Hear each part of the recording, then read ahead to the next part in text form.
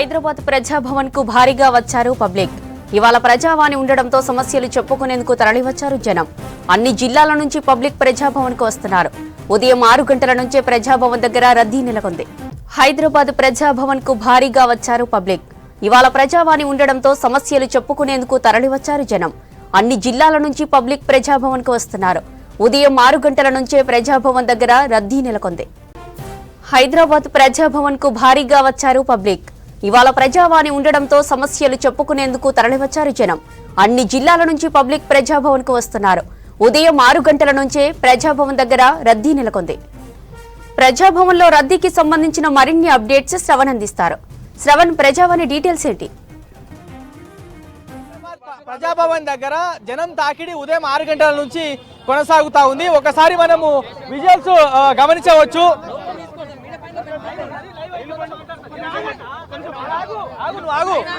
So ఇక్కడ ఒకసారి జనం చూడవచ్చు. మనం చాలా వందల సంఖ్యలో జనము వస్తున్నారు. తెలంగాణ రాష్ట్ర వ్యాప్తంగా ఉన్నటువంటి అన్ని జిల్లాల నుంచి వాళ్ళకు ఉన్నటువంటి సమస్యలు చెప్పేందుకు ఒకసారి మనం చూడవచ్చు. చాలా మంది ఇక్కడికి వస్తూ ఉన్నారు. వాళ్ళకి ఉన్నటువంటి సమస్యలను రాష్ట్ర ప్రభుత్వం దృష్టికి తీసుకెళ్తే కొంత అయినా సమస్యలు తగ్గుతాయి అనేటువంటి ఆలోచనతోని జనము ఇక్కడ ఉన్నారు. ఇక్కడికి వచ్చారు. వాళ్ళతో మాట్లాడే ప్రయత్నం చేద్దాం. ఏం పేరు? నా పేరు గుగులోత్ కిషన్ అన్న, సూర్యాపేట డిస్టిక్. మాకు ప్రభుత్వ అద్దె వాహనాలు అంటే ఇప్పుడు సంవత్సరంన్నర నుంచి శ్రీ శిశు సంక్షేమ శాఖలో మాకు సంవత్సరం నుంచి బిల్లులు రావట్లేదన్న. మా అంగన్వాడీ బిల్లులే రావట్లేదు. మా పరిస్థితి ఘోరంగా ఉంది. కుటుంబాన్ని పోషించే పరిస్థితి కూడా లేదు. 33,000 రూపాయలు చెప్పి 10 సంవత్సరాలు అయింది. ఆ 33,000 రూపాయలు కూడా ఇవ్వలేకపోతున్నారు. మా పిల్లలు మా కుటుంబ పోషణ చాలా ఇబ్బంది అవుతుందన్న. మా బిల్లులు కొంచెం తొందరగా వచ్చేటట్టు మీ మీడియా ద్వారా మిమ్మల్ని విజ్ఞప్తి చేస్తున్నామన్నా. దయచేసి మా సమస్యని మీరు కొంచెం పైకి తీసుకెళ్తారని V6 ద్వారా కోరుకుంటున్నామన్నా. V6 ద్వారా కోరుకుంటున్నాం. దయచేసి మా సమస్య కొంచెం తీసుకెళ్తారని మేము కోరుకుంటున్నామన్నా. ప్లీజ్ అన్న. సంవత్సరంన్నర అయిందన్న. మాకు తిండి గిట్ట లేదన్నా. డీజిల్ లేదు. డీజిల్ ఖర్చులు లేవు. ఏం లేవన్నా. సొంతంగా పెట్టుకుంటున్నాం మేము పెట్టుబడి. దయచేసి మా బిల్లులు వచ్చేటట్టు మీరు 33,000 సరిపోవట్లేవన్నా. ఇప్పుడు పెరిగిన డీజిల్ రేట్లకు అన్ని అద్దె వాహనాలకు మాకు సరిపోవట్లేదన్నా. ప్లీజ్ అన్న, దయచేసి మమ్మల్ని అర్థం చేసుకోరి. సంబంధిత అధికారులు చూసి మాపై తగు న్యాయం చేయగలరని మా యొక్క మనవమ్మ. 2017లో 33,000 జీవో వచ్చింది. ఇంతవరకు 2024 వచ్చినా కానీ డీజిల్ రేట్లు అన్ని రేట్లు పెరిగినా కానీ ఎవరు కూడా దీనికి తగిన న్యాయం చేయట్లేరు. సంబంధిత అధికారులు తగు చేసి మాకు న్యాయం చేయగలరని మా యొక్క మనవి. సార్, నాది విఆర్ఏ జాబ్స్. మేము చెన్నూరు మండలం నుంచి వచ్చాము. మాది విఆర్ఏ పోస్టుల కోసం. మేము తెలంగాణ రాష్ట్రంలోని సాక్షర వర్క్ తీసుకోవాలండి. చెప్పే మాది మంచిర్యాల డిస్టిక్, చెన్నూరు మండలం. మా ప్రధాన సమస్య విఆర్ఏ. మాది ఇన్ని కలెక్టర్ ఆఫీస్ తిరిగినాము, ఎంఆర్ఓ ఆఫీసు, ఆర్డీఓ ఆఫీసు తిరిగినా కానీ మాకు న్యాయం జరుగుతలేదు. 500 కుటుంబాలు రోడ్ల పడే పరిస్థితి తెచ్చిన బీఆర్ఎస్ ప్రభుత్వాన్ని గద్దెదించినాము. కానీ ఈసారైనా కానీ రేవంత్ రెడ్డి గారు విఆర్ఏ సమస్య మీద కొంచెం ఫోకస్ చేయాలని మనస్ఫూర్తిగా కోరుకుంటున్నాము.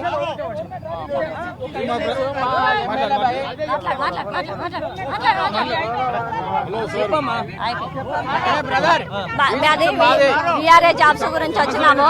మా చెన్నూరు మండలం, మంచిర్యాల డిస్టిక్. ఒక 50 పోస్టులకి 500 కుటుంబాలు రోడ్డున పడుతున్నాయి. 500 కుటుంబాలు రోడ్డున పడినాయి. కేసీఆర్ చేసిన అన్యాయం వలన collector office, MRO office, MPD office, RDO అరొక్కడికి మేము అందరూ చెప్పుకున్నాం మా విన్నపం. మాకు ఈ కేసీఆర్, మాకు సీఎం గారు న్యాయం చేయాలని మేము కోరుకుంటూ ఇక్కడ దాకా వచ్చినాం. మాకేమన్నా న్యాయం చేయాలని మేము కోరుకుంటున్నాం. భూపాలపల్లి జయశంకర్ జిల్లా నుండి వచ్చినాము. కాంట్రాక్ట్ కార్మికులం మేము. కాంట్రాక్ట్ సివిక్ లో చేస్తున్నాం. సింగరేణి కాంట్రాక్ట్ కింద చేస్తున్నాం. జీతాలు మేము 22 సంవత్సరాల సంధి చేస్తున్నాం. మాకు ఇదివరకు జీతాలు పెరగలేదు. 7,000 6,000 తోటి చేస్తున్నాం. ఆ జీతం సరిపోలేదని మాకు ఇన్ని రోజులు ఆయన ఏ సౌకర్యం లేదని మేము ఇక్కడికి వచ్చి మాకు జీతాలు 22,000 జీతం కావాలని మేము అందరము ఒక 30 మంది, ఒక 50 మంది వచ్చినాం. మేము కాంట్రాక్ట్ కార్మికులు అందరూ జిల్లాలో నుంచి మా కోరిక ఏంటిదంటే ఇన్ని రోజుల సంధి తెలంగాణలో మాకు ఇంట్లో గుడిసెలు ఇస్తానన్నాడు, మాకు పర్మనెంట్ చేస్తా అన్నాడు. చేయలేదు. 10 సంవత్సరాలు చేసిన సంది మాకు చేయలేదు. కాబట్టి మాకు కాంగ్రెస్ ప్రభుత్వం అత్తే రేవంత్ అన్న మాకు మా కష్టం గుర్తిస్తాడని మేము గెలిపించుకున్నాం. మాకు న్యాయం జరగాలని, మాకు సింగరేణిలో ఓటకు కల్పించాలి, మాకు ఇండ్ల స్థలాలు కావాలి, అందరికి హాస్పిటల్ సౌకర్యం కావాలి, మా అందరికి అంత అనాథ అంత దళిత మహిళా బిడ్డలా మేము ఉన్నాం. ఇంకా కొంతమంది వృద్ధులు కూడా వచ్చారు. అమ్మా ఏడికైనా వచ్చినావు? కాదు, నీకు సాధన అయితే లేదు, మరి మీ కొడుకులను కూతుర్లకు ఇచ్చి వీడికి పంపించకపోయినావు, ఎందుకు నువ్వు? నేను మాట్లాడుతుంది అవుతుంది కదా, వాళ్ళు ఏం మాట్లాడతారు విజయ్, మేము మాట్లాడుతున్నాం వాళ్ళకి. ఏమైందమ్మా నీ సమస్య? నేను పాంచాన్ని కిరాయి పడుతుంది ఉన్నాం, మా అత్తమ్మ 80 ఏళ్ళ అందులో ఉండి, కానీ ఇప్పుడు వెళ్ళిపోమంటున్నారు, ఎలగొడుతున్నారు. వాళ్ళు మీటింగ్ రాత్రి కూడా మీటింగ్ పెడుతున్నారు ఆడవాళ్ళ కోసం. మరి మీటింగ్ పెడితే మేము ఎట్లా పోతాం బిడ్డ? ఆడవాళ్ళం ఇక్కడ కాశోళ్ళు అంతా ఒక గ్రూప్ అయిపోయిండ్రు. ఇది మనం కబ్జా చేసుకోవాలి, గుడి కిందికి ఉంది, అది మనం కబ్జా చేసుకోవాలి అని వాళ్ళకుంది. మేము ఎట్లా సంబంధం లేదు సార్, మాకే ఉన్నాయి. ఇప్పుడు మరి వాళ్ళు అంటారంటే వెళ్ళిపోండి అంటే ఎక్కడ వెళ్ళిపోవాలి? ఇన్నేళ్ళు తంది ఉండి ఎక్కడ వెళ్ళిపోవాలి? కాదు, ఇప్పుడు లోపల దరఖాస్తు ఇచ్చినావా అమ్మా? దరఖాస్తు ఇస్తే ఏమన్నారు? ఏమండి వీడికి పోమండి. పోలీస్ స్టేషన్ పోయినాం, వాళ్ళు కొట్లాడ పెట్టుకొని పోలీస్ స్టేషన్ పోయినాం మళ్ళీ ఈడికి కూడా వచ్చినాం. ఇక్కడ న్యాయం అవుతుందని వచ్చినాం. ఎన్ని గంటలకు వచ్చినావమ్మా? పొద్దున 8 గంటలకు వచ్చినాం. 8 గంటల సంజి కూర్చున్నాం. సరే, లోపల నువ్వు ఇచ్చినావు కదా, దరఖాస్తు ఇచ్చినావు కదా, తొందరగా కావాలని నీ సమస్య పరిష్కారం కావాలని కోరుకుందాంలే. ఏడవకు పెద్దమ్మా, ఎందుకు ఏడుస్తున్నావు? బాధపడకు, ప్రభుత్వం ఉంది కదా, వాళ్ళు పరిష్కరిస్తామంటారు. సరేనా? బాధపడకు అన్న. ఏడికైనా వచ్చినావు? కామారెడ్డి సార్ మాది. అయితే సార్ మాది కామారెడ్డి డిస్టిక్, నారాయణపేట మండలం, మాటూరుమాసానపల్లి. నా పేరు దాసరి సాయిరెడ్డి సార్. నాది పరంపర భూమి 1950 నుంచి మా వారసత్వంలో ఉంది సార్. భూమి వారసత్వంలోనే ఉంది. అది ప్రొఫెసర్ అని పడ్డది సార్, దాన్ని తొలగించాలని వచ్చిన. గవర్నమెంట్ అని పడ్డది, వారసత్వ భూమి. అయితే అది ప్రొఫెసర్ ల్యాండ్ అని చూపిస్తుంది. అది అయితే అది మా తాతల నుంచి కూడా వారసత్వం ఉంది అది. అయితే దీన్ని దరఖాస్తు పెట్టినా, రిసిప్ట్ ఇయ్యలేడు. మరి అదే బాధకే ఈడికి వచ్చింది. కాడ మస్తు కలెక్టర్ ఆఫీస్ నుంచి తిరిగిన, అందులో 5-6 వెళ్ళిపోయినాయి, తీసేసారు. నాది ఒకటే నంబర్ ఉంది అందులో. అలా 10 ఎకరాలకు 4-5 మంది వెళ్ళిపోయినాయి. గవర్నమెంట్ ల్యాండ్ అని తీసేసారు. నాది ఒకటే ఉంది అందులో, 2 ఎకరాలు 27 గుంటలు. ఇప్పుడు దరఖాస్తు ఇచ్చిన, దాని మీదనే కామారెడ్డి నుంచి వచ్చిన సార్. ఇంకో పెద్ద మనిషి ఉన్నారు, మాట్లాడదాం. కాగా ఏడికైనా వచ్చిన? నేను మాది యాదాద్రి భువనగిరి జిల్లా, ఉల్గొండ మండలం, అరూరు విలేజ్. మా భూమి అధ్యక్షం కబ్జా, పెద్ద మనుషులు టీఆర్ఎస్ నాయకులు కబ్జా పెట్టించారు. జరగనిస్తలే, భూమి జరగనిస్తలే. కోర్టు పోయినాం, లోకాయుక్తి పోయినాం, కోర్టు పోయినాం. ఎక్కడ పోయినా పని అయితే లేదు, భూమి ఇస్తలేరు, కబ్జా ఇస్తలేరు. కోర్టు ఆర్డర్ వచ్చింది, అన్ని వచ్చినాయి కానీ భూమి జరగనిస్తలేరు. టీఆర్ఎస్ నాయకులు వాళ్ళకి సపోర్ట్ చేస్తున్నారు. ఏం మరి కలెక్టర్ ఉండే, ఎంఆర్ఓ ఉండే, వాళ్ళందరికీ పోయినాం, అక్కడ పోయినా, అందరు పోయినాం, ఏం పని అయితే లేదు. కోర్టు పోతే కోర్టు ఆర్డరే ఇచ్చే రికవర్ ఆఫ్ పొజిషన్ అని, అయినా ఇచ్చినా జరుగుతలేరు వాళ్ళు. అట్లనే ఇంకో సమస్య, టీఆర్ఎస్ ప్రభుత్వంలో మా భార్యకు చనిపోతే భూమి ఉంటే అది రైతు బీమా ఇస్తున్నారు, ఇవ్వలేదు. అది రావాలి. మనకు రుణమాఫీ వస్తున్నది, రుణమాఫీ రాలేదు, ఏది రాలేదు. సరే కాక, ఇంకా మనం ఒకసారి స్థానికత, మా జన్మ హక్కు అనేటువంటి చిన్న పాంప్లెట్లు పెట్టుకొని ఇక్కడికి వచ్చినారు, మాట్లాడే ప్రయత్నం చేద్దాం. ఏంటండి మీకు ఏ 317 జియోకి సంబంధించి? అవునండి, మా స్థానికత వచ్చేసి యాదాద్రి జోన్ అండి. మేము వర్క్ చేస్తుంది బాసరా జోన్లో. మాకు బాసరాతోని కానీ బాసరా డిస్టిక్, ఆదిలాబాద్ డిస్టిక్తో మాకు ఎటువంటి సంబంధం లేదండి. ఫస్ట్ నుంచి మేము పుట్టి పెరిగింది మొత్తం జనగాం డిస్టిక్లో పుట్టి పెరిగాము. ఇప్పుడు ఉద్యోగరీత్యా ఆదిలాబాద్ రిమ్స్ హాస్పిటల్లో పనిచేస్తున్నాము. ఇప్పుడు మేము 24/7 సర్వీసెస్ చేసుకుంటూ హెల్త్ డిపార్ట్మెంట్లో ఉంటూ హెల్త్ డిపార్ట్మెంట్లో హైయెస్ట్గా ఫీమేల్ స్టాఫ్ ఎక్కువ వర్క్ చేస్తున్నారండి. ఇప్పుడు మాకు ఈ 317 జీవో అనే ఒక కాన్సెప్ట్ పెట్టి ఆ స్థానికత కూడా న్యాయం చేయకుండా మా కుటుంబాలను దూరం చేస్తున్నారండి. అప్పుడు మేము 2021లో అపాయింట్ అయ్యాము. 22 జనవరిలో 317 జీవో పెట్టి మాకు సీనియర్స్ని కొంతమందిని వాళ్ళ నేటివ్ జోన్స్కి వాళ్ళని పంపించారు. నైట్కి నైట్ ఆర్డర్లు పెట్టి ఆప్షన్స్ అడిగారు. ఆప్షన్స్లో మా జోన్ మేము పెట్టుకున్నాము. కానీ మేము పెట్టుకున్న ఆప్షన్ కాకుండా మమ్మల్ని ఎక్కడో తీసుకెళ్లి బాసరా జోన్లో వేశారు. అక్కడ నుంచి సీనియర్ మాకు మళ్ళీ మేము అక్కడే ఉండిపోవడం వల్ల మాకు ఎందుకు మూమెంట్ లేదు అనేసానంటే మీకు సీనియారిటీ లేదు. సీనియర్స్ 10 సంవత్సరాల నుంచి అక్కడే పనిచేస్తున్నారు కాబట్టి వాళ్ళ సర్వీస్ దృష్టిలో పెట్టుకొని సర్వీస్ క్యాలిక్యులేట్ చేసి సీనియర్స్ని వాళ్ళ నేటివ్ జోన్స్కి వాళ్ళని పంపడం జరిగింది. అప్పుడు 6 months జూనియర్స్గా ఉన్నామని చెప్పి మమ్మల్ని మూవ్ చేయకుండా అలాగే ఉంచారు. మళ్ళీ ఇప్పుడు కొత్త స్టాఫ్ నర్స్ రిక్రూట్మెంట్ జరుగుతుంది. వాళ్ళని కూడా వాళ్ళ నేటివ్ జోన్ ప్రకారం వాళ్ళ స్టడీస్ ఎక్కడ ఉంటే అక్కడ నేటివ్ జోన్ ప్రకారం అపాయింట్ చేస్తున్నారు. ఇప్పుడు సీనియర్స్ మూవ్ అయ్యి జూనియర్స్ కొత్త వాళ్ళ సర్వీస్లో వాళ్ళ నేటివ్ జోన్లో వాళ్ళు ఉండి అటు ఇటు కాకుండా మా సొంత జోన్లో కూడా మేము నాన్ లోకల్స్ పరిగణించబడ్డాం. ఇప్పుడు ఆదిలాబాద్ కూడా మేము నాన్ లోకల్మే. మరి మా జోన్ ఏంటి, మీరు ఎక్కడ పని చేస్తున్నారు, మీ ఊరేంటి అంటే పనిచేసే ఊరొకటి, ఉన్న ఊరొకటి, పుట్టి పెరిగిన ఊరొకటి అని చెప్పుకోవాల్సిన పరిస్థితి. అదే మా ప్లేసెస్లో మేము ఉండి మా స్థానికతంగా మేము వర్క్ చేస్తుంటే నేను ఇక్కడే పుట్టి పెరిగాను, నేను ఇక్కడ నా ప్రజలకే సేవ చేసుకుంటాను అని గర్వంగా చెప్పుకునే రోజులు వచ్చేవండి.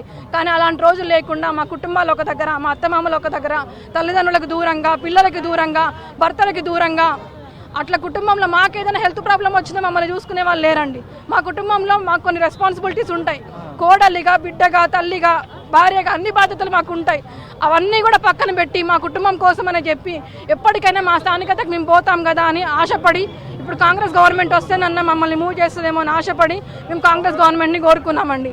ఇప్పటికైనా సీఎం గారు స్పందించి మా ప్లేసెస్లకు మమ్మల్ని పంపించి మా పిల్లలని, మా కుటుంబాలని అందరినీ ఒక దగ్గర పెట్టాలని మేము మీడియా ముఖంగా వేడుకుంటున్నామండి. దీనివల్ల మా పిల్లల స్థానికత కూడా పోతుంది. సరే, ఒకసారి మనం ఇటు గమనిస్తే పోలీసులు కంట్రోల్ చేయడానికి కూడా ఇబ్బందిగా మారుతుంది. అంత పెద్ద సంఖ్యలో జనము ఇక్కడికి వస్తున్నారు. ఆ మారుమూల గ్రామం నుంచి కూడా ప్రజాభవన్ దగ్గరికి వచ్చి వాళ్ళకు ఉన్నటువంటి సమస్యలు ప్రజావాణిలో చెప్పుకుంటే ఆ సమస్యలు తీరుతాయనేటువంటి ఆలోచన భావనతో చాలామంది జనము, మహిళలు, వృద్ధులు, చిన్న పిల్లలను వేసుకొని బస్సులు లేకపోతే టెంపోలలో, లారీలలో, డీసీఎంలలో అవి కట్టుకొని ప్రత్యేకంగా హైదరాబాద్కి చలిని కూడా లెక్క చేయకుండా వారి సమస్యలకి పరిష్కారం దొరుకుతుందేమన్నటువంటి ఉద్దేశంతో జనము హైదరాబాద్కి చేరుకుంటున్నారు. ఇక్కడ ఎవరి చేతిలో చూసినా కానీ వినతి పత్రాలు కనిపిస్తూ ఉన్నాయి. ఒకసారి ఒక పెద్ద మనిషి ఇక్కడ కూర్చొని ఉన్నాడు, మాట్లాడదాం. ఏమే పెద్ద మనిషి ఇక్కడ కూర్చున్నావు, ఏమి సమస్య? ఈడికి వచ్చిన బిడ్డ భూమి నాది ఆగం చేసిన బిడ్డ, భూమి నాది గుంజుకూరు. ఇప్పుడు 20 ఏళ్ళ కబ్జా. మాకు ఎస్ఐ పట్టించుకుంటలేడు, ఎవరు పట్టించుకుంటలేడు. ఒక ఆపైన మా భూమి గుంజుకొని దున్నుకుంటుండు బిడ్డ. ఆగం చేసిన మమ్మల్ని తినబోతే తిండికి లేదు.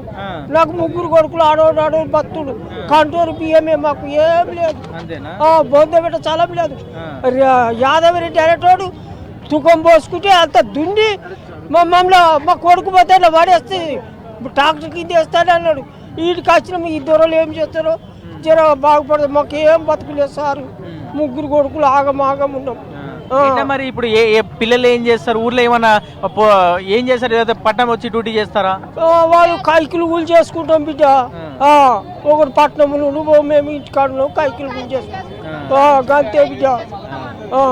ఆగమున్నాం బిడ్డ. ఇప్పుడు కాపాడు గుంజుకున్నాం మా భూమి. మేము పైసలు పెట్టినాక కూడా మానదానికి వానికి ఇప్పించిండు. ఆయనకు పిల్లలు లేరు, చెల్లెలు లేరు. నా కొడుకుని చదువుకుండు. యాదిరెడ్డి తలిగి నా భూమి ఆయన మలుపుకున్నాడు. వాడు నాది ఆయనది అంతా మలుపుకొని నాగం చేసి చిప్పకడుముతో చేతికి చచ్చి బిడ్డ చేస్తాను. సరే తాత, ఇగో నువ్వు ఇప్పుడు ప్రభుత్వం దృష్టికి తీసుకొని పోయినావు కదా, వాళ్ళు ఏం చెప్పినారు? లోపలికి పోలే బిడ్డ, గిన్నె కూకున్నా. లోపలికి పోయి ఫిర్యాదు చేయి. నీకున్నటువంటి సమస్యని వాళ్ళ దృష్టికి తీసుకొని పో. నీకు ఏం న్యాయం కావాలనేది వాళ్ళని అడుగు, చెప్తారు. ఎవరెవరు వచ్చిర్రు? మా పిల్లలు మేము అందరం వచ్చినాం బిడ్డ. నా 2 మనమరాలు, నా కొడుకు, నేను అందరం వచ్చినాం. ఏం ఆగం లేదు.